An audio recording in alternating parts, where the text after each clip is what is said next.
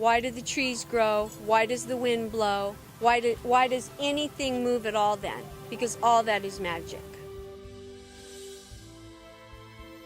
When I was young, I always wanted to learn the ways of magic.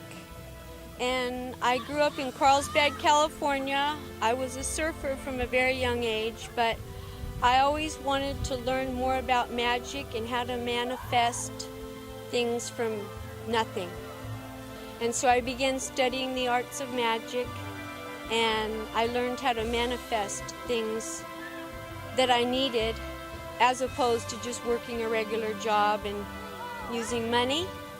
I learned how to manifest what I wanted, and then I would find those things. I believe that the whole universe is magic, and I think everything is magic. The sun, the trees, the sky, and the whole universe is magic.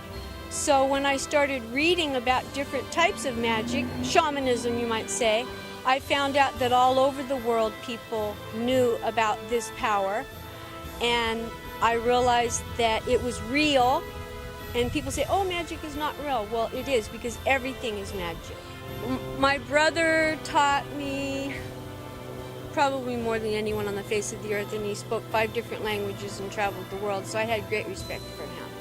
And he opened up my mind like a kaleidoscope and made me realize that there's not just one way to do things. There's like about hundreds of ways to do things. My father took me way out into the mountains and taught me how to speak to the earth and trees and water and animals.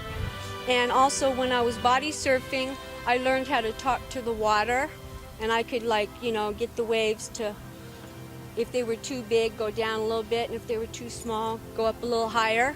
And so I learned how to talk to the elements, and I realized that they were responding, and it was real. It was not in my head. I was having a very unpleasant experience with a boyfriend. This was in the past.